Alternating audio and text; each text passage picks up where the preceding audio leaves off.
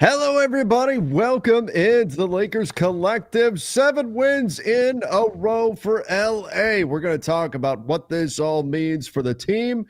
Austin Reaves, an all-star, all-NBA, what his season is stacking up to look like right now. We'll talk about the Lakers offense that is continuing to thrive. We'll get into the upcoming stretch of games, which is going to be critical for LA, and we'll take some questions and comments from those of you that are joining us live in the chat. Welcome in on the YouTube channel. I'm Trevor Lane, joined as always by Jason Timpf and Jovan Buha twice a week now.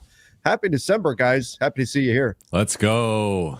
It's good to see you guys. I'm excited for some tougher games on the schedule, too. It's going to be fun to see this team face some real challenges. That's right. You know, right before we came on, Jovan and I were talking a bit about that, about the schedule coming up and how this is going to really reveal a lot about this team. And we're going to get into that in just a bit here on the show. Before we dive into our topics, though, everybody in the chat, if you've not done so yet, do me a favor real quick. Just check and see if you are subscribed. And if the answer is no, you're not subscribed, do us a favor and hit that subscribe button. We want to push our subscribers up as high as we possibly can. So hit that subscribe button, turn on those notifications. And after the show, if you have a chance, if you think of it, give us a 5-star rating and review over on Apple Podcasts. Great way to help us go and help us grow. Appreciate all of you for joining us. Today's sponsor is SeatGeek, and we'll talk more about them in just a bit. But guys, let's start with Austin Reaves. He's been absolutely phenomenal. I think he is, no question, an all-star. I've worried in the past that he wouldn't make it to the all-star team simply because of how much talent there is at his position, but he's been so phenomenal all season long. Jason, I'll start with you. I know you discussed this a bit on your show. Austin taking it to another level this year. Yeah, so I tried really hard to think about which players in the league have been better than Austin this year. And it's the top-tier guys, Luka, Shea, Jokic, and Giannis. Your up-and-coming stars like Cade and Wemby. I'd say Anthony Edwards has been a touch better. Some of the established guys like Donovan Mitchell and Steph Curry. I saw this stat this morning. The Warriors still somehow have a 119 offensive rating with Steph on the floor this season. So there's still some guys that are producing at a level that you would say is ahead of where Austin's been. But after that, it's all reputation. Like, Austin's played better basketball this year than Jalen Brunson. You know, Austin's played better basketball this year than a lot of guys that are further down that list. I have him as the 10th best player in the NBA coming into today. Now, again, reputation is reputation. No one's about to move Austin into the 10th best player kind of reputationally until he can sustain this for years, like the guys that he's been better than at this point into the season.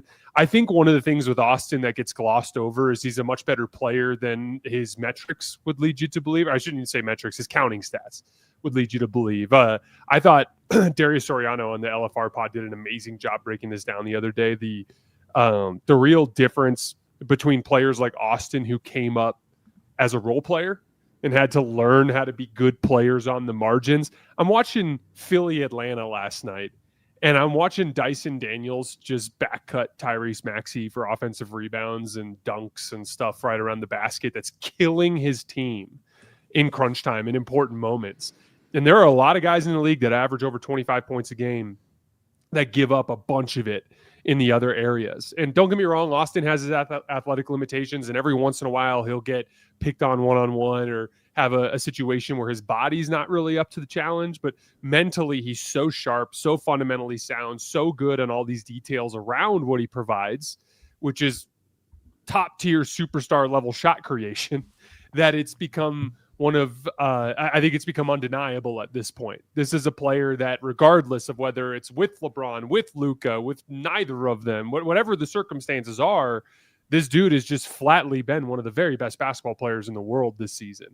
And it not only changes the dynamic for the future of the team as you look like at him as a partner with Luka, as like a perennial All-NBA type of candidate, it's also something within the scope of this season that makes this team that much more dangerous, as they have now become the number one half-court offense in the entire NBA. And like I was watching just this morning, just for poops and giggles, I went back and watched every made basket they had over the last couple of games, and like they're making it look easy. They are killing teams easy. Guard them 2-on-2. Austin and Luka torch you in pick and roll. Put 3 into that action or put 2 on the ball. They're torching you in these 4-on-3s now. This is really starting to look like one of those special offenses in recent NBA history. It's been fantastic what we've been seeing out of the Lakers on the offensive end. Again, when they do blitz Luka, they're getting it's just automatic. It's becoming muscle memory when they're able to attack teams in those 4-on-3 situations. A lot of fun to watch them just pick teams apart by making them make choices over and over again and punishing them for those choices.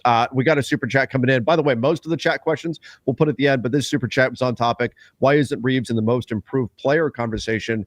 That's weird. Jovan, should he be? And I also have a question coming in saying, why don't you guys talk about how bad Austin's defense is? And I know you've got some thoughts on that as well. Yeah, you're teeing me up here to be the Austin defender, per usual. Well, if you listen to Buha's block and actually beyond the block specifically, I had Austin Reaves as my most improved player 2 weeks ago when we did way too early awards. So I am talking about Austin Reaves as the most improved player in the NBA. And, I think that there are several guys who have a claim for that. And, one of the archetypes I was looking at the time a couple of weeks ago, my top three was Reaves, Giddey, and Denny Avdia. And for each of the three, I was arguing that it is really difficult to go from like a good to really good player to a great player and making that jump, especially for, Denny is a former lottery pick and so is Giddey. But like, I think those guys have led their respective teams in ways that we didn't necessarily envision them being like the number one on at the time a good team. Now Chicago and Portland have come back down to earth. Both teams have, fell below 500 since I did that show, but that is even more of an argument for why Austin should probably be the most improved leader right now. And something I noted last night on my show and have been noting that the last few streams I've done is like, I think this has gone from the best offensive backcourt or / best backcourt in the NBA to, is this just the best duo in the NBA right now between Luka and Austin? And it's funny because going into the season, I thought it was going to be Luka and LeBron, and that was before we knew the extent of LeBron's injury and how long he was going to be out for. But I mean, I'm not going to name any names, but there was a prominent podcast that did a top 5 duos in the NBA, and they did not have Luka and LeBron in that, which I thought was a bit absurd. But to me, like on paper, that was 2 top 10 guys going into the season. Now, in part because LeBron has missed the first 14 games, I'm not going to put Luka and LeBron in that conversation for now. But I think you could put Luka and Austin in that conversation for now. And with what they're doing, like right now, they are the highest scoring duo in NBA history for a season, which is just ridiculous, right? So now Austin has to sustain this, and I do think the numbers will come down a little bit as LeBron assumes higher usage, plays a little bit more, and gets more into the offense compared to I think he's been more of the third option. I think it'll probably end up being more of like a 2A, 2B situation. But Jason mentioned it. I went through the list and especially with the context of 16 American players, 8 international players with the new All-Star format. The only guys I think you probably put ahead of Austin right now are Steph, Cade Cunningham, Anthony Edwards, Donovan Mitchell, Tyrese Maxey, and maybe I think Jalen Brunson gets in just as being like a top 10 guy the last couple of years. So that's 6 players. Then he's right there with Jaylen Brown, James Harden, Devin Booker, Kevin Durant, Julius Randle, Jalen Johnson, Amen Thompson, Evan Mobley, Jalen Duren, Scotty Barnes. And I think he's ahead of a lot of those guys. So I think he's arguably the 7th or 8th All-Star in for the American side. And I did not anticipate that going into this season. Well, and that's where it helps that the Lakers are the 2 seed as well right now, because those teams that are higher up in the standings, they tend to get rewarded with having more all-star players. Certainly Luka will be in. LeBron's not going to have the games played, almost certainly, but we're going to see Austin Reaves, I think, get into the all-star conversation here. Where do you guys have, though, obviously we have 75% of the season still to play. We're talking about Austin Reaves as an all-star. Should we be talking about Austin Reaves all NBA? Jason, what do you think about that?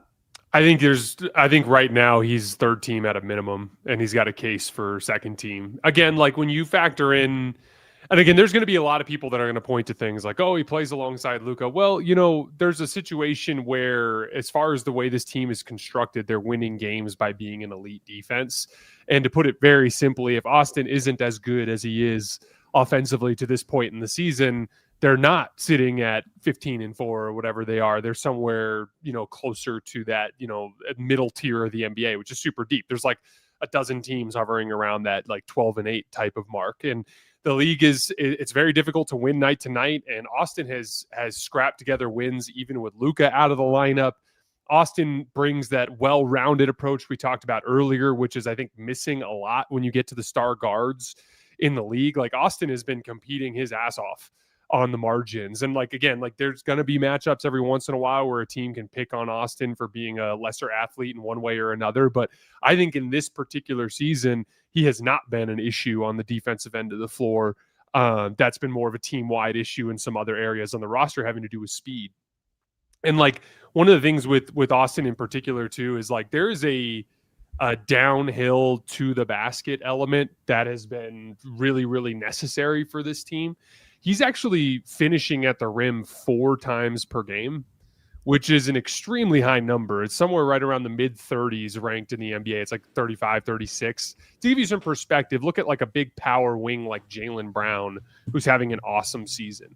He's making 4.5 shots per game at the rim. Austin's like right up in that territory. He's scoring at the rim more than Paolo Banchero was before he got hurt. Austin's getting there, and he's finishing at just a preposterous rate for a guard with his skill level. His floater is absolutely deadly. The only thing you could really nitpick him on was his three-point shot, and he's been shooting the damn seams off the basketball over the course of the last couple of weeks. So like, and especially off the catch, where he is obviously going to be super important as they get into some of their tougher matchups. Like, again, I don't know any way around it other than to say he's been one of the very best players in the world this season. Yeah, you mentioned the rim numbers, 96th percentile according to Cleaning the Glass relative to his position at the rim, 100th percentile on the short mid-range shot, which means there's nobody better than him at that particular shot. He has been so efficient out there on the floor. Jovan, in the bigger scheme, as we get into the Lakers offense, what we've seen over this last stretch of 7 games, not always the best competition that the Lakers have been playing against, but now moving forward, you've got Austin playing at this incredible level, a level that I think even the biggest Austin optimists wouldn't have predicted him to be at. What does this mean moving forward for the Lakers offense here as we get into a more difficult portion of the schedule? I think I'm really interested to see, as we were talking about before the show, what they look like against better competition, because I think, I'm always thinking about like the counterpoint, the counter argument to any successful stretch or any tough stretch, right? And if the team's going on a skid, what are the bright spots? If the team's winning, what are some of the things that are maybe being glossed over due to the win streak? And for being honest, like the 7-game win streak, only one team at the time that the Lakers played them was above 500, and that was Milwaukee. And not just like above 500, like the other 4 teams that they've beaten are 4 of the 5 worst teams in the West right now by a decent margin. And so like this New Orleans team last night was arguably the worst team in the NBA with who they had available, right? Like I think it's pretty close there between them and Brooklyn. So these are teams the Lakers should be beating. Now, we know the NBA is not a should league, right? Like you still have to show up, you have to beat the team, and the Lakers have had a few blowout wins here, and I think that the Clippers win was really impressive, the Milwaukee win was really impressive, the Dallas win. It's worth mentioning that Kawhi and Anthony Davis played in those 2 games too, which was different than that. Those guys being 2 different teams than they have been up to this point in the season, and then even last night's game was like. That was one of the 46 points in the first quarter, 77 in the first half, tied a season high, season low in turnovers, season high in blocks. So like they are playing really well. I do not, to be clear, like I do not want to discount that. I just think if you look at the upcoming schedule here, they got Phoenix tonight, second night of a back-to-back, at Toronto, at Boston, back-to-back. That's a really tough back-to-back going west to east. Then at Philly. So that's 3 games and 4 nights for them. Then they come back, they play San Antonio in the NBA Cup quarterfinals, and then I think they should be favored to win that game. And then they win that game, they probably go play OKC. So the next 6 games are all above, teams above 500, really good teams, several of them on the road. So like this is a nice test here of, okay, you took care of business, you beat the teams you're supposed to beat, you went 7-0. But now against teams that are above 500, teams that are playing well, including several tough road games, like how do they fare? One One thing quickly though on Austin's defense, I just wanted to note that going back to that question, I realized I didn't answer it. Right now, the Lakers are 4 points, 4.2 points per 100 possessions better with Austin on the floor defensively, and I think that's noteworthy just because every other starter, Luka, Rui, DeAndre Ayton, and LeBron, is negative. So. The Lakers are defending that now. Team rating, defensive rating, obviously is a lineup stat, but I think that's noteworthy that every other starter, the Lakers are worse defensively with them on compared to Austin. So that indicates he has been a part of some of these bench groups that have tended to defend well, because the Lakers bench has been carrying them defensively at times with Laravia and Smart and Jackson Hayes. And so I think that's just worth noting that Austin, while he's not an all defense guy, he isn't even a positive defender some nights. He does fit into good defensive lineups well, and at a rate that the Lakers' other starters have not up to this point. Well, and that was not the case last season. If you dug into Austin's numbers from last year, they were not better defensively with him on the floor versus off. And so that does suggest, and we're still a little bit in small sample size territory, but that does suggest, real improvement here from him. Look, it's not like Austin didn't hear all the conversation about him and his defense and all of that over the summer. I think we have seen significant defensive improvement. And Luka has been better defensively as well this year, and I think that's helped the team. Not that they're a good defense right now. I think they still have a ways to go in order to get there, and we can talk about whether or not they will get there with the current personnel in the team, or if there's moves to be made and all that. That's probably a different conversation. But I do think it's important to note that he has gotten better. The word about him continues to be that he is a bad defensive player, but I don't think that's what we've seen so far this season. I think there's a huge difference. We've talked about this before, between a defender that is a liability physically versus a defender that's a liability mentally. Mm-hmm. Take the Tyrese Maxey example. There are a lot of guards that are athletically equipped the way he is that have become elite defenders using their quickness and speed to stay in front of the ball and to attack the dribble pocket, force turnovers, and do all sorts of things. And, but then Tyrese is just not paying attention and is costing his team a game in double overtime last night because he's not watching Dyson Daniels on back cuts and corner crashes. And, that's the thing with Austin is I'm not going to sit here and pretend Austin never makes a mistake, because he certainly does from time to time. But Austin is a fundamentally sound defender. And if he loses a battle, it's typically only going to be because of his physical limitations. And the thing with physical limitations is you can plan for them. You can plan for them within your scheme.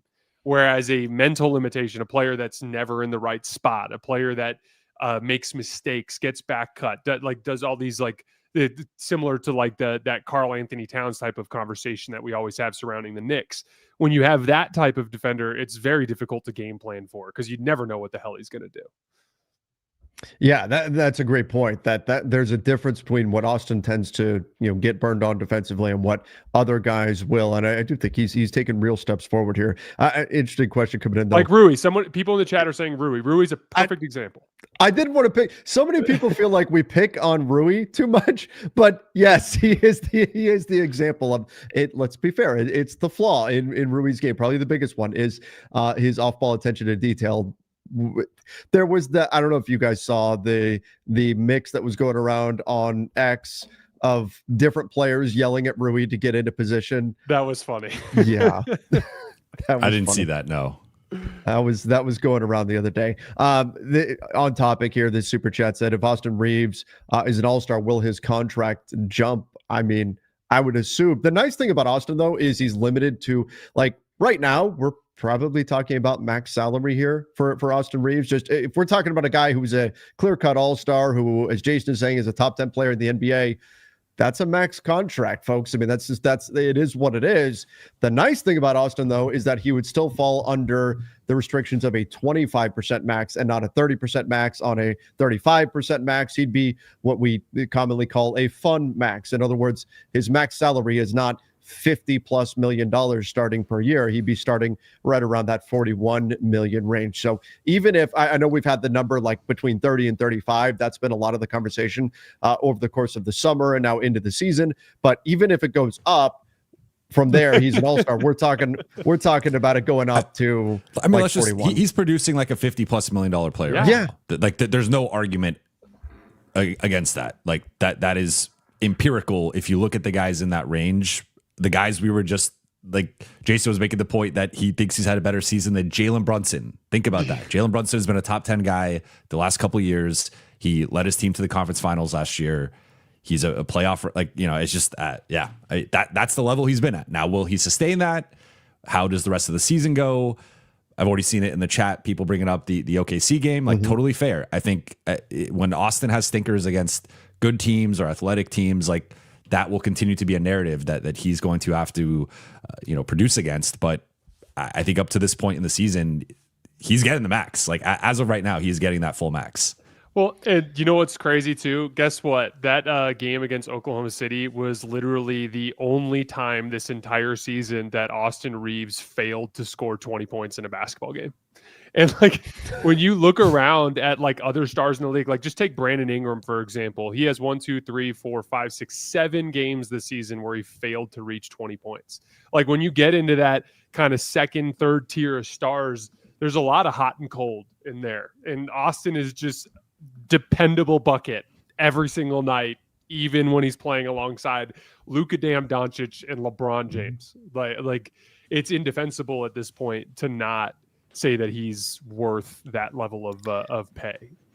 I look at it this way, yes, he's absolutely worth it. But when we get these comments coming in saying, but he was bad in the playoffs last year.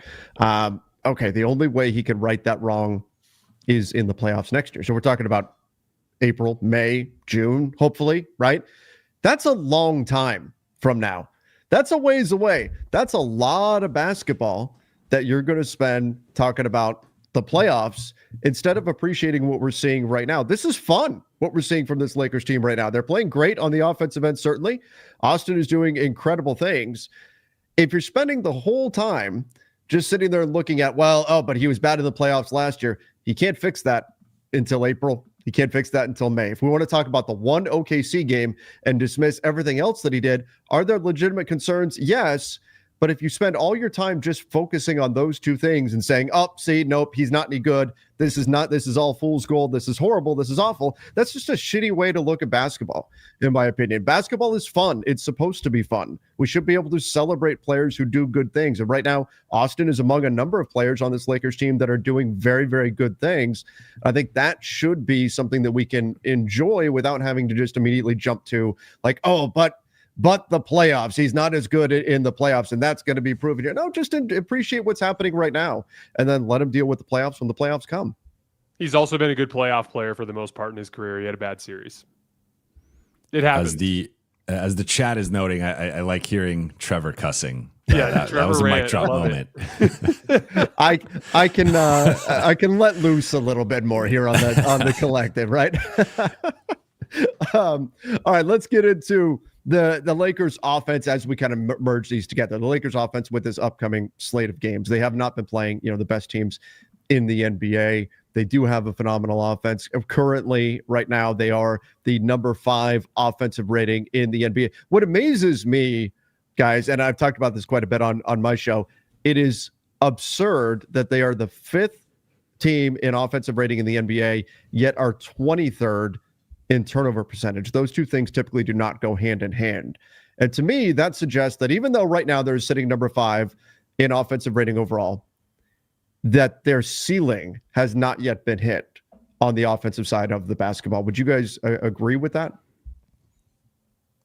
Yeah, I would. And I think we're starting to see them get closer to their ceiling with the recent shooting we've seen from this group.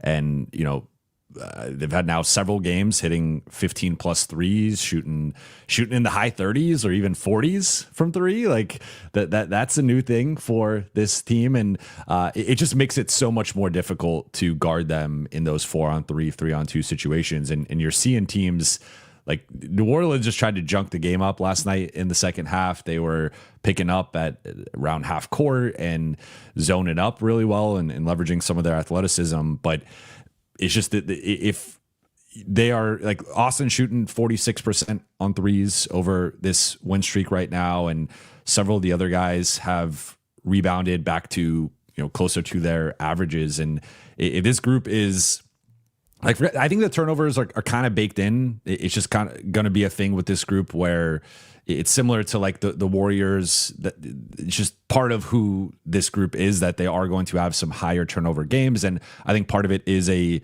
like function of the offense and how it's designed. And because Luka and Austin have the ball so much, everything is sort of funneling out of that. And it can be a little bit predictable at times. Like you sort of know where the reads are coming. It's just really difficult to stop those reads. So I think the turnover percentage can maybe get closer to league average. I don't know if they're ever going to be like an efficient, elite ball handling team in that regard, or low turnover team. But the 3-point shooting, I think, has been the thing that's been like, they have so many open looks that they've been missing for the first 15, 16 games of the season, that if that just normalizes to closer to league average, like that's where I just don't know how you stop this team. And if they're a better 3-point shooting team, can reduce the turnovers, that's what we're talking about. Top 3 and maybe even just the best offense in the NBA. Yeah, right now, the Lakers, in terms of 3-point percentage, 21st in the NBA. Jason, what is the ceiling offensively for this team? They're top 5 right now. Where can they finish the season at?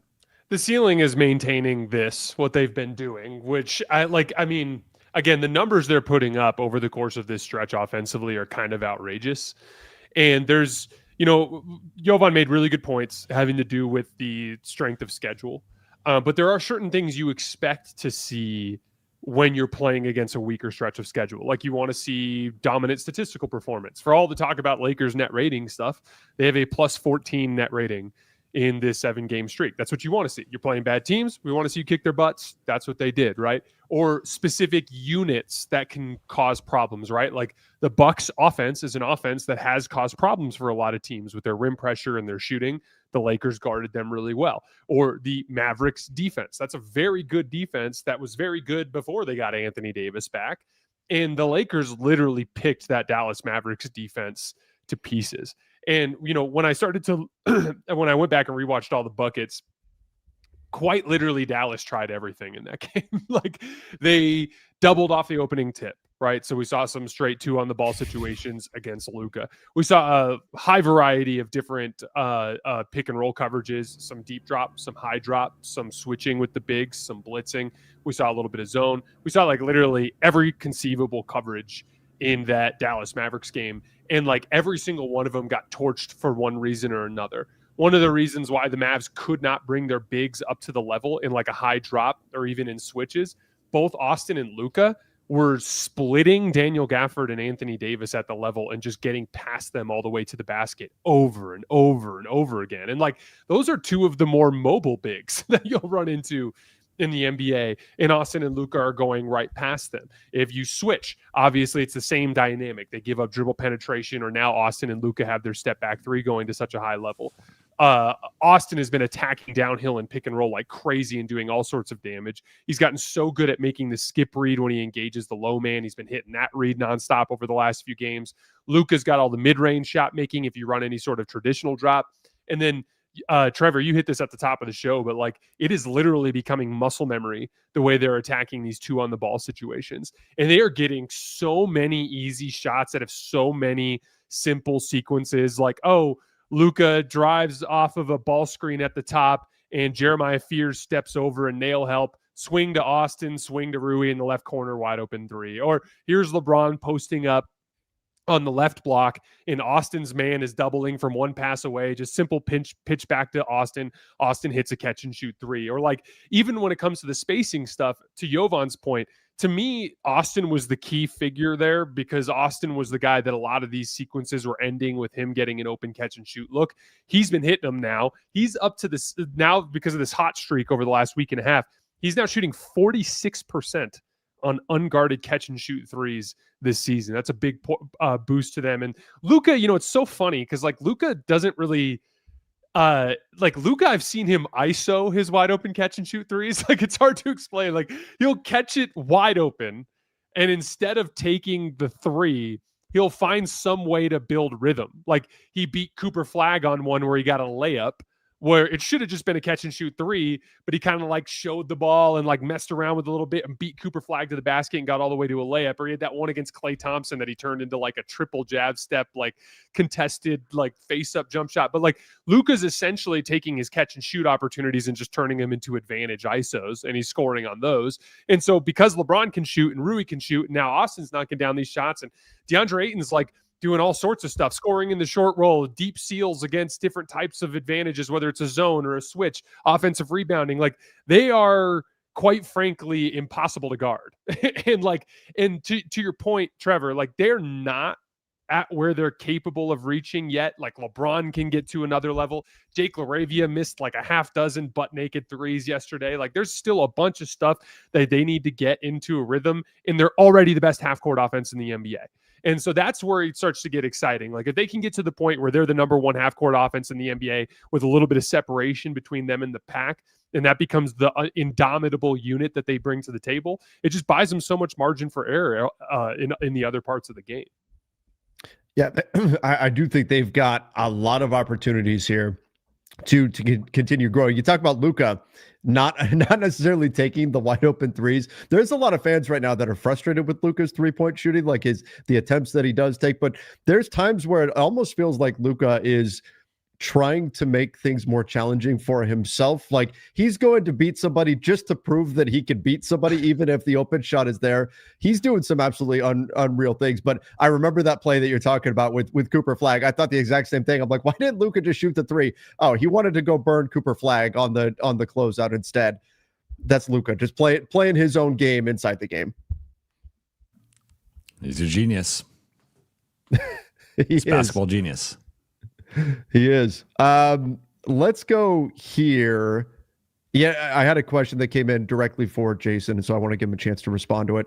For Jason, how do you see Ant better than Austin Reaves this season when they average the same points, more assists and rebounds, better field goal / free throw percentage, and a better team record? That's fair. I mean, I think you could say the same thing about Tyrese Maxey. Tyrese Maxey has been scoring the ball more effectively, but Austin has been just about as efficient as a shot creator, if not more. Actually, there's 22 players in the NBA that have run at least 200 pick and rolls this year, including passes, and Austin's currently the second most efficient out of that entire group. So he's been one of the most efficient pick and roll players in the league. To me, there's also the like Austin on the margins, just not giving up as much like we talked about earlier. So if you want to argue him over Ant and over Tyrese, now he's the 8th best player in the NBA to start the season. So I think that's probably about as high as you could argue him. But I don't. To me, I think Steph, just his offensive engine capability, like still right now, to give you an idea, the Lakers, I think, have a 115 offensive rating with with Austin on the floor, but Luka and LeBron off.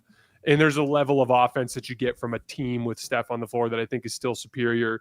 Cade is just eating an enormous amount of usage and doing a lot of shot creation for one of literally the second best team in the league. So like I think once you get up to 8, it gets tough to argue, but like anywhere in that 8 to 10 range is like a completely defensible place to put Austin right now.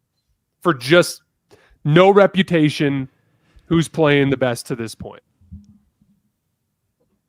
Jovan, you look like you have something you want to add to that. No, I mean, I think I will, like, you guys know how I feel about Austin, but even when comparing him to number one options, I think we have to factor in that I think there would be a different, like if you just swapped Ant and Austin, I do think Minnesota would be worse. That's where, like, even if you can compare the numbers, but there's always context behind the numbers, right? And I think that's what we try to do here is break that down and why that matters. But I just don't know. I don't know that. I think his numbers would probably come down as the number one option in Minnesota overall. And I think that team would not be as good. And it's no shade on him. It's just we're talking about Ant, who's been the 5th or 6th best player probably in the NBA over the last 2 seasons. So, there's levels to it, right? And while Austin might be putting up similar numbers, he's largely been the number 2 option this season. We have seen he's put up some big numbers as the number 1 option, but it has been in smaller stretches of games, a couple games here,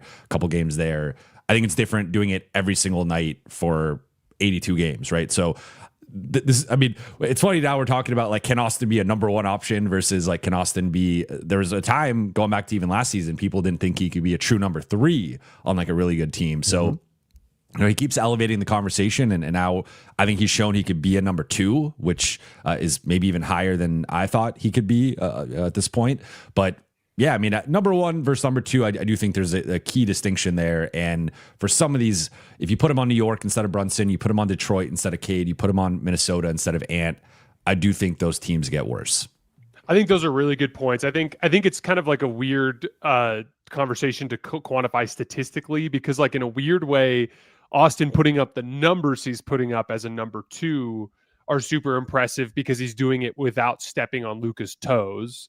But the flip side is, yes, if he was a number 1, like for instance, like let's say that you swapped Austin to a team where he could be a number 1 option. Like, is he averaging 32 right now? Like maybe, because he's getting an extra 3 or 4 shot attempts a game than over what he's taking right now. But the degree of difficulty likely skyrockets and an efficiency probably tanks quite a bit, right? Like, and for the record, some of his higher scoring games that he had earlier in the year where he had to do more weren't necessarily his most efficient games, like the Minnesota game where he hit the game winner as a classic example. But yeah, Jovan's making a very important point. Like it's fundamentally different being Jalen Brunson on the Knicks than it is being Austin Reaves on the Lakers. 100% agree. That is absolutely a big factor in terms of what the role is overall, what their slotting is on that specific team. All right, I want to get into the slate of upcoming games. Then we're going to devote the final segment to the Q&A here. Before we do, we need to give a shout out to our sponsor, and that is SeatGeek. Always so much fun to go see the Lakers live. That's why we got to give SeatGeek a huge shout out. With over 35 million downloads, SeatGeek is the #1 rated ticketing app. Over 70,000 events on SeatGeek, including concerts, sports, festivals, and more. The NFL and college football and NBA are in full swing. You can even get World Cup tickets on SeatGeek. The app is super, super easy to use. I've gone to a number of different events, including Lakers games, using SeatGeek. Very simple to go in there and get a real good sense of the value for your ticket. SeatGeek has your back. Each ticket is rated on a scale of 1 to 10, so you know if you're getting a good deal. You just look for the green dots. Green means good. Red means bad. Tells you everything you need to know about the value of the tickets you're getting. Plus, every ticket is backed by their buyer guarantee.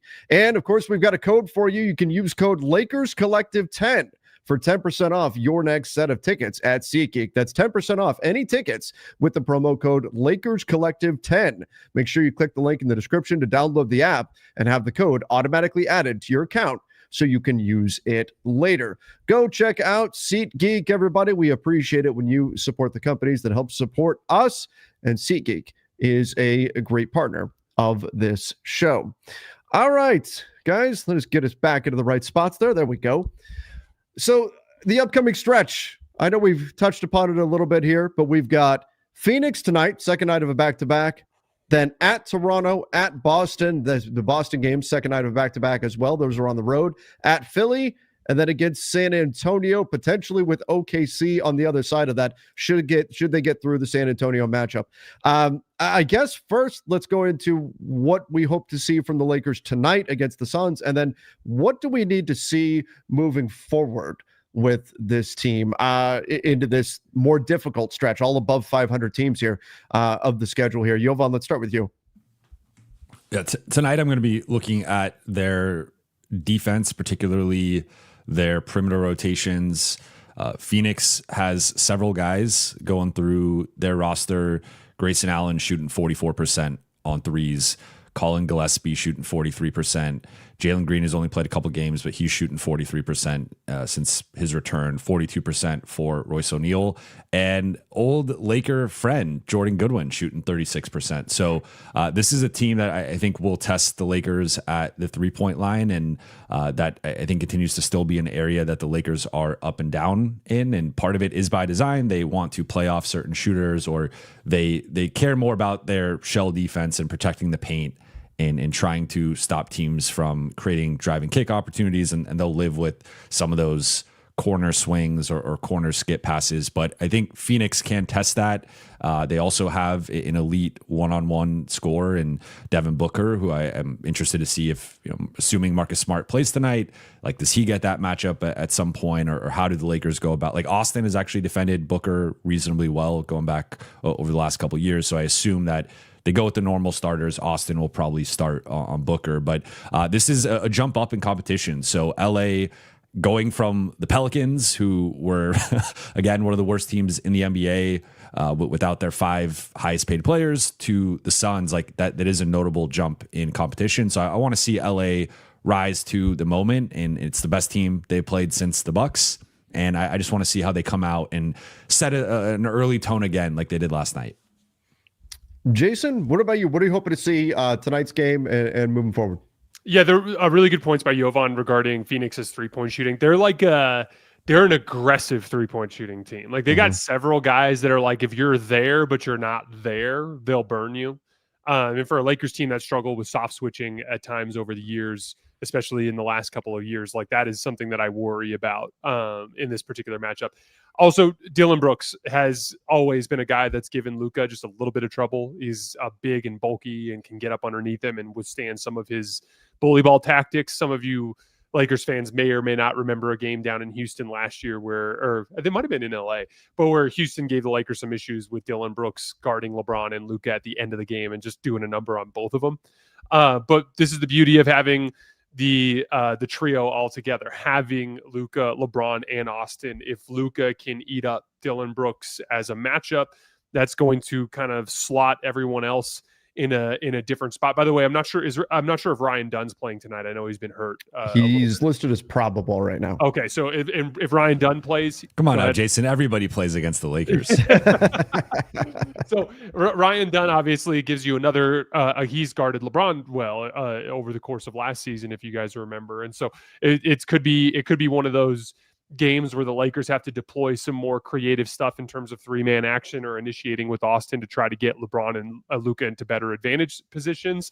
This is very different than the Dallas matchup. The Dallas matchup, they're an elite defense because of their aggregate size and their ability to protect the basket, defensive rebound, all that kind of stuff. This Phoenix team, it's elite perimeter defense. And like Max Christie, love him, completely hopeless guarding Luka Doncic. You know what I mean? So like there's some different perimeter matchups that could give the Lakers some issues tonight. To me, this is one of those games where like the Lakers are going to have to throw an A punch to win.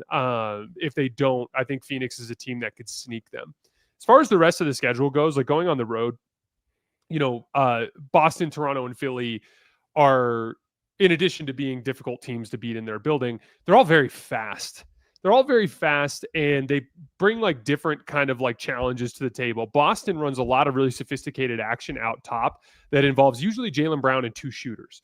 And so there's Jaylen Brown has been doing a ton of damage to teams driving out of like botch switches and situations where he gets an angle because a guy lingers too long on Peyton Pritchard or lingers too long on Derek White.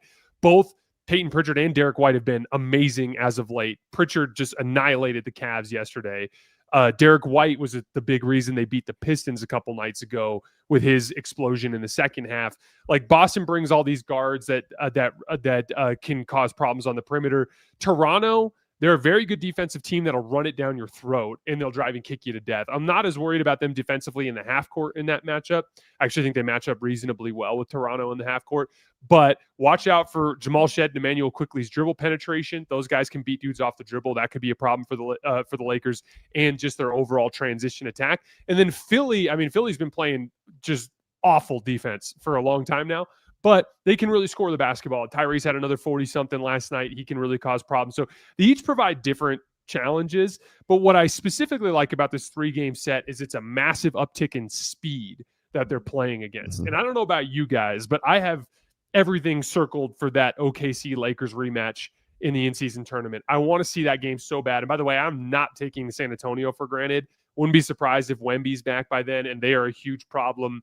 Do not think that they have an automatic win by any stretch there. But if they can somehow get through San Antonio, and if Oklahoma City predictably beats Phoenix, they're going to have that showdown there. And I really like that they're not playing OKC tomorrow, because they have picked up a handful of bad habits in terms of their possession-to-possession consistency and effort. Also some bad shot selection mixed in with all that offense that I watched. There are some really stupid possessions where they jack up something dumb in the first 10 seconds. And so like having this dead serious stretch of basketball for a week and a half leading into a potential rematch with Oklahoma City, I almost look like is the ideal ramp up.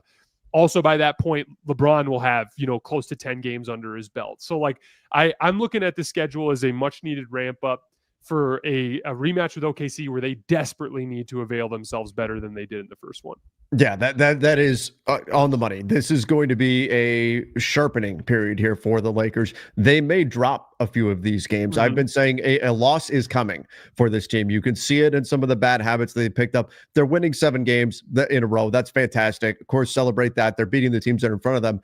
But there is going to be an adjustment as you go from these below 500 teams they've been playing, with the exception of Milwaukee, who were above 500 at the time, to now you're going up against some teams where your margin of error is simply not as high, where if you make some of the mistakes that you made, say, against New Orleans last night, you make those mistakes against Phoenix, and it's going to really cost you. And particularly the Phoenix matchup I'm interested in, because as we mentioned, the perimeter defense is so good. That's the style of team that the Lakers have struggled with, the teams that have the perimeter defense to keep them out of the paint. So much of their offense thrives when they get paint touches, often out of the pick and roll. But Atlanta did a nice job keeping them out of the paint. That ended up being a loss. Of course, OKC did a nice job keeping them out of the paint.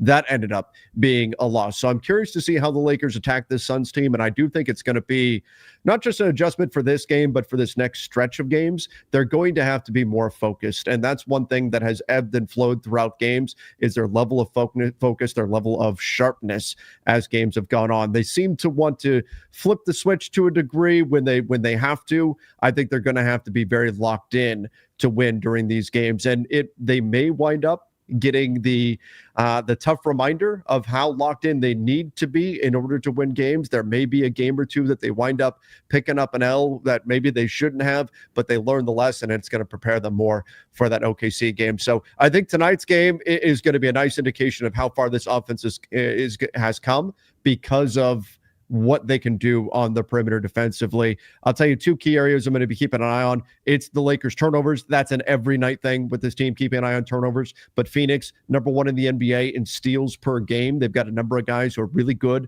at finding steals, including our old friend Jordan Goodwin. But Phoenix also a sneaky good offensive rebounding team. So the Lakers' attention to detail there also going to be critical.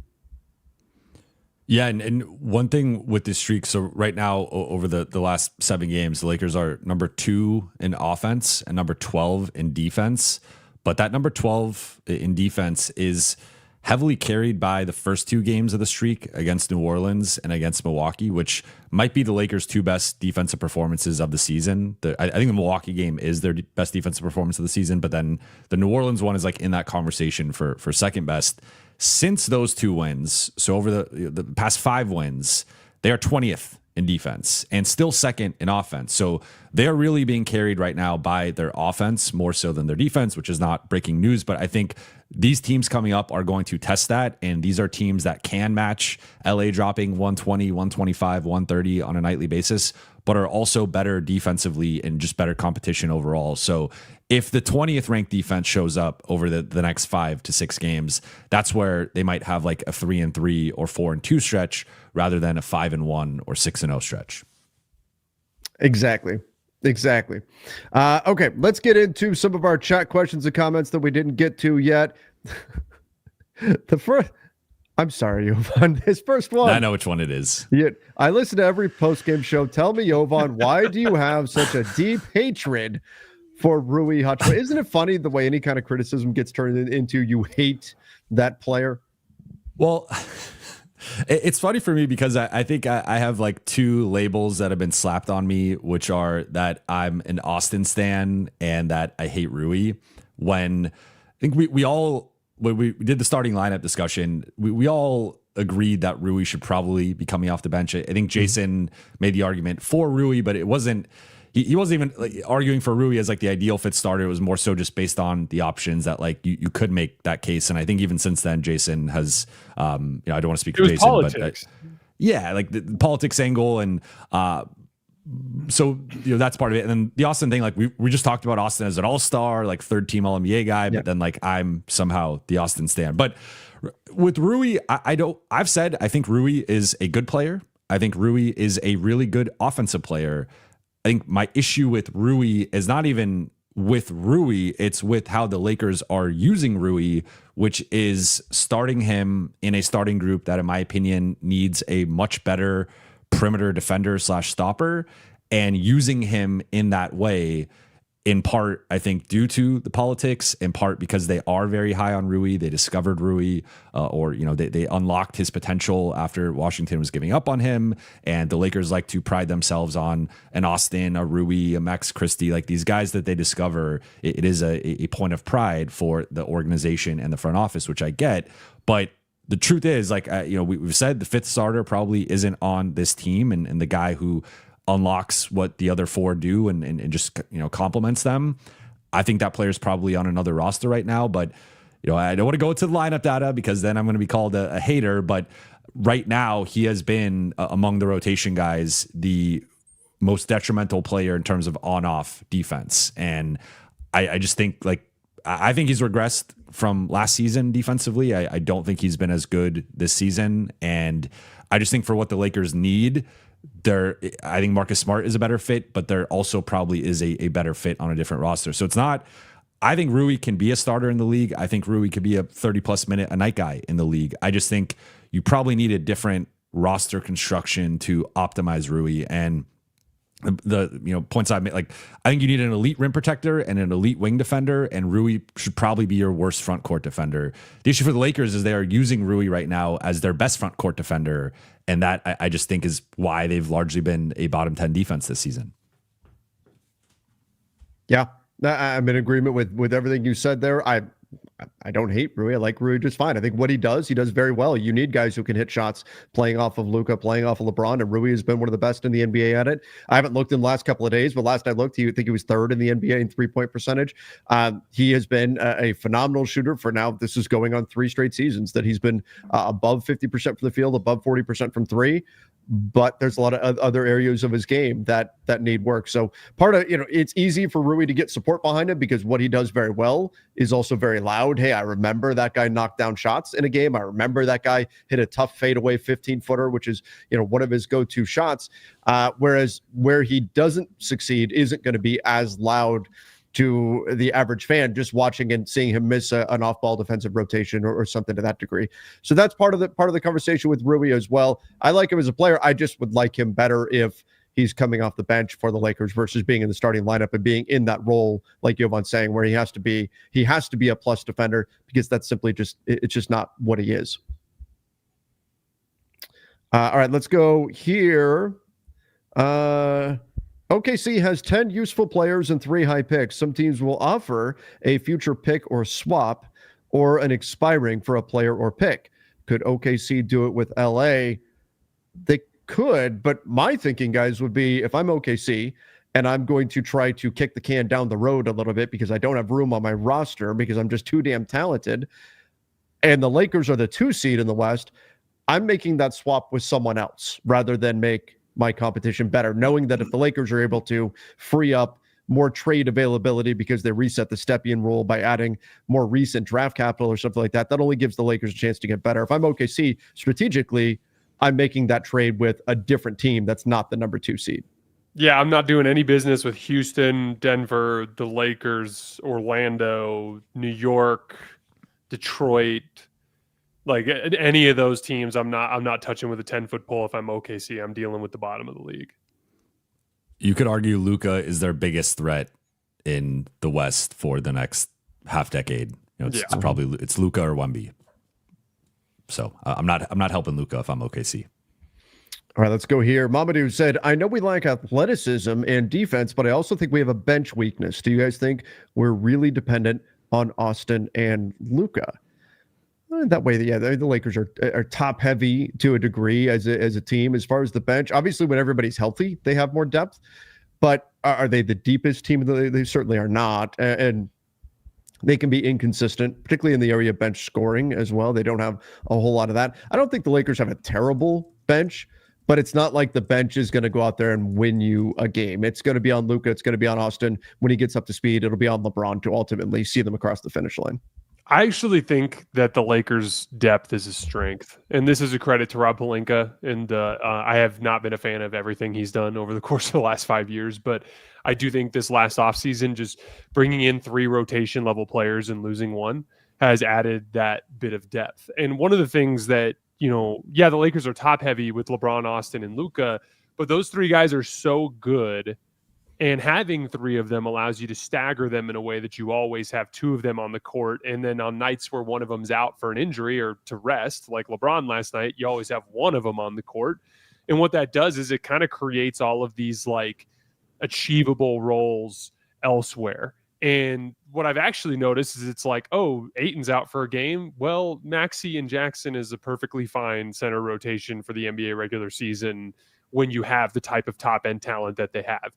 Oh, Rui can easily just slot down and play the 4 when LeBron's out of the lineup. Like, oh, we just need a little bit more Dalton Connect tonight. Or, to start the second half against New Orleans, there's going to be a few more possessions where we run action for Gabe, right? And like one of the things too, when it comes to ball handling too, like I'm not saying that Max or Marcus are the types of players that you want running 20 pick and rolls in a game, but both of them can do just a little bit more when you need them to, because the rotation tilts one way or another.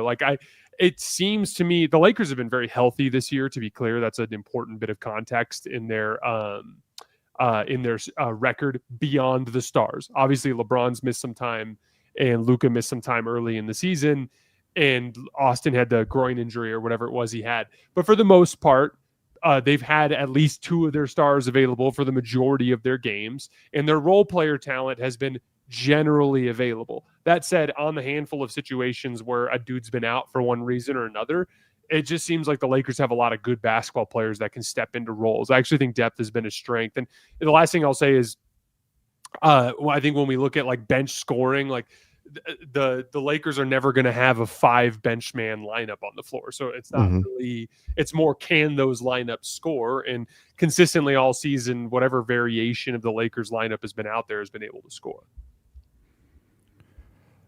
They are 30th by nearly 5 points per game, which I think is 30th in bench scoring, averaging about just under 24. The next closest is at just under 29. So, I mean, it has been, I think the bigger issue has been, in my opinion, like JJ's lack of confidence in the bench too. Like even last night, I thought, and it seems like they avoided disaster with DeAndre Ayton's like knee situation. But my immediate thought when DeAndre Ayton had the knee collision with Derek Queen was like, why is DeAndre Ayton even out there right now? And the fact, like, Austin didn't need to play 40 minutes last night. So I think in general, I think JJ has erred on playing the starters a little bit more, which like I get to an extent, but last night could have been a game Austin played 35, 36 minutes. Luka only played 35.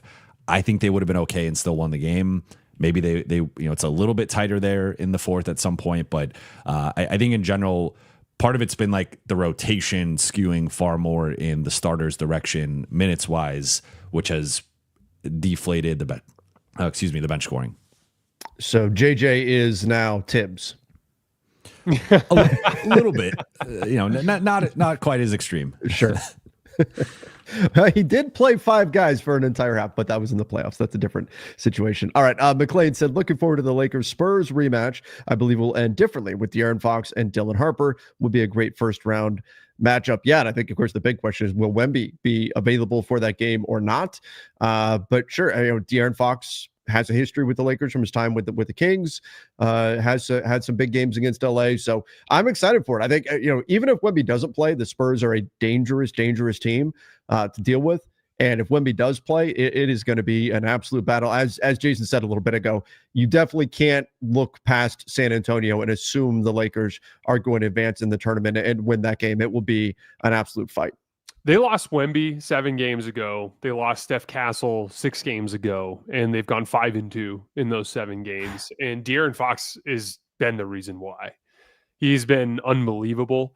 He's kind of like sneaky, one of the better cross-court passers in the league. So one of the things that's obviously he brings his downhill ability and ball screens, but he's also been shooting the ball really well over the last couple of weeks. And so teams have had no choice but to guard his actions 3-on-2. And he's just really good at skipping the ball across the court. All their young players are playing super well. Devin Vassell's hooping his ass off. He literally just like single-handedly beat Denver the other night. Keldon Johnson's playing super well. Luke Cornett's back and is playing super well. They're scrappy and athletic on the perimeter, which is always going to be something that causes the Lakers some issues. I mean, we saw them cause the Lakers some issues in that game. That was a come-from-behind victory at home in that specific matchup. Like I would be looking at that Spurs Lakers game as like a legitimate like test, like a real test in a must win game for the Lakers against like a no worse than the 5th best team in the West. Like no worse than that. Like they're really good. Yeah, they've definitely made the leap this year. There were questions coming into the season. Would they be, and most had them as the team that if somebody was going to take the leap, it would be them. I think they've definitely jumped up into that upper tier in the Western Conference. And it's not all Wemby. There's other guys that are doing stuff as well. That's what makes the Spurs almost, this would be a conversation for another day, but a scary team at the trade deadline where if they add another piece, that could be big trouble there. Kendrick said, not sure where it would rank all time, but as far back as the NBA website goes, the Lakers so far are having the most efficient pick and roll ball handling season, then at 1.1 points per possession and scoring frequency of 50.3%. Guys, we've spent a lot of time giving Austin Reaves his flowers. Of course, Luka deserves all of this as well. How does DeAndre Ayton, though, who we haven't really talked about much, how does he fit into this stat being as strong as it is? He's a huge part of it. And that was something I noted after the Dallas game, that I think we've now had several instances in which we've seen the difference between DeAndre Ayton and Jackson Hayes and the way that elevates LA's offensive attack. And going back to the Minnesota series, Minnesota was able to neutralize Jackson Hayes and play him off the floor. And part of it, he didn't play well in his brief stints, but he also was neutralized offensively with their switching and his inability to punish mismatches or just be an effective offensive player once they were switching those pick and roll actions. With DeAndre Ayton, he will drop his shoulder into you if he gets a mismatch, and he is really nice soft touch around the basket. He will get fouled, but then he also is such an effective short roll scorer and playmaker. And the playmaking, I think, has gotten better with the decision making. He's reduced the turnovers lately, so he's just been in a really nice groove. And it's just, I think, like he's just added this dynamic and this dimension to the offense that they did not have post AD, and is clearly the best big man scorer they've had in the LeBron era outside of AD. So his return, we saw the difference offensively, and he just, I think, is such a nice pick and roll partner for both Luka and Austin. The lobs continue to be every night. Austin throws one of the worst lobs I've ever seen in my life. It's just a nightly thing. But outside of that, the two-man connection there between Ayton and Luka, Ayton and Austin has been incredible. So out of the 8 players in the NBA that have logged at least 50 possessions as a roll man, Nikola Jokic is number 1. Big surprise there. A 137 offensive rating in his catches in the roll. DeAndre Ayton's number 2 on that list, though. He's personally shooting 67% from the field on rolls, 1.29 points per possession. And I mean, some of that is like we all kind of saw that coming. Like big shock, DeAndre Ayton. He's a really skilled roll man, and he came right in and did an amazing job. Benefiting from the attention from Austin and Luka. But man, I think he's been even better than we could have thought he'd be at this point.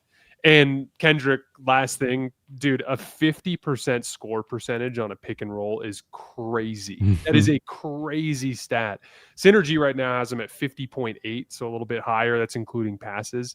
But like if you run a ball screen and you're more than likely going to get a point out of it, that's a wild stat for a play type that is usually not that efficient.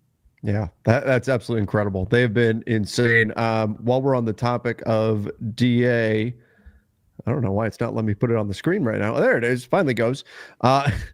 This one. Instead of sleeper ad, you 3 need a Hans Wiseman hair loss advertisement.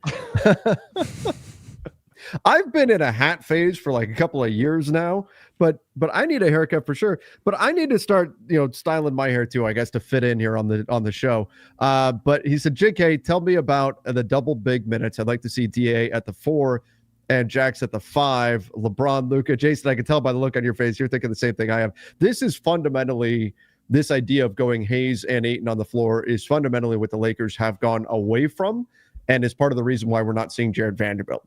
out there with the team. Jason, what are your thoughts on trying a double big lineup? I guess specifically we think about it for maybe the Houston matchup. Aziz, we're winning basketball games right now, man. We don't want to change. We don't want to go and do something crazy like play Jackson and DeAndre at the same time. I think you'll see a little bit of it in the form of Maxey. It'll be very matchup specific. Like Christmas Day, don't be surprised if we see a little bit of that against Houston. Certain types of teams that have less jump shooting, we might see it on occasion. It's not something you want to throw away, but like ultimately the Lakers have 2 starting power forwards. So the best thing you can do for that rotation is to keep your centers to just 48 minutes a game. That'll allow you to have, and like Rui, is clearly, if you're just looking at pure talent, he's one of your 5 best players. So like, as long as he's on the team before he gets traded, you want to keep him on the floor as much as possible. And ideally not as much at the 3 as you can, which means he's going to be spelling LeBron at the 4 for a good half of his minutes. And the last thing you want to do is push LeBron and Rui more towards the 3 when they're slow. So yeah, like it's not a never use kind of thing. I think if they do use it, it'll be more like Maxey or Vando, like Trevor was saying. But I think it's very matchup specific, and it's because the Lakers have 2 awesome starting 4s. All right, let's go. This one says, extra super chat just to support the channel. Well, thank you. We appreciate you. You're 3 of my favorite people to watch. Also, Jason, Jovan, agree with the takes on Ant and AR. Guys, we'll get through a few more of these. We'll have to save a few of them for next time. Remember, we are going twice a week now, so we're going to be back on Thursday. What are we doing with that one? Is that 8 a.m. Pacific time we're doing Thursday? Yeah. Okay, we're doing an early one Thursday, so that's going to be coming up. We will be back with the second show. I just want to get this one. Throwing in the different levels of swearing that I employ depending on which channel I happen to be on. I love it. So love you guys. Can't believe the Avengers have assembled. Guys, as I think that's a pretty good place to wrap things up here. Everybody who's here, who's been watching live, we love all of you being here, hanging out with us. This has been a lot of fun for us. This is something that's been, in the works for a bit, the Lakers Collective, and this has been a blast for all of us. And we're so happy and thankful for all of you who have been here, for the response that we've received, how many kind words we've received about this show. Truly, we really, really appreciate it, and are really looking forward to what the future is going to bring with this show. Hell yeah, I love working with you guys too. And shout out to the Lakers actually playing some basketball that's worth talking about. And again, like Trevor said, just so thankful for you guys. None of us would get to do what we do if it wasn't for you. And just so you know, we do truly appreciate it. Yeah, in the spirit of Thanksgiving just happened. Again, I wanted to reiterate thank both of you for doing this show with me, and it's been a lot of fun. But also thank you to the chat, thank you to the audience. And the next time we speak in a few days, the Lakers will have played the Suns and the Raptors, 2 of the biggest surprise teams in the NBA this season. So excited to break down those 2 games. Yep, absolutely. And super chats that came in that we did not get to, there are a few of them. We apologize we didn't get to them here live, but we will save them. We'll either put them on a standalone video between now and the next show, and so they will get addressed, or we'll add them to our next show. One way or another, they will not go unanswered. We will make sure that we get to all of them, and of course, we do appreciate those. Thank you. You guys are the Trace Lane Chase. I love that. So a little behind the scenes, that I think Jovan, it was you that did this, that changed our group text to Trace Lane Chase. That is now officially. Which, by the way, naming group chats is such a great way to help actually find group chats faster. Nothing's more confusing than when you're scrolling through your text feed and it's just a bunch of names with commas and you're like, what am I looking for? No, I just know. There we go. I know where now we know. It's the audience named it. That's right. They bestowed it upon us. It's officially taken hold.